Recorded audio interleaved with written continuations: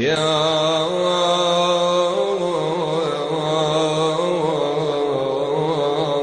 فاطمة الزهراء، يا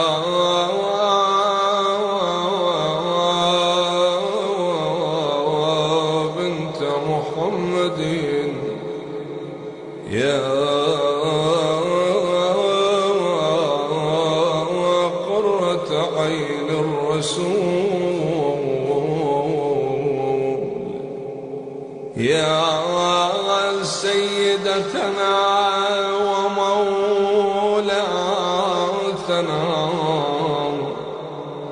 إنا توجهنا واستشفعنا وتوسلنا بك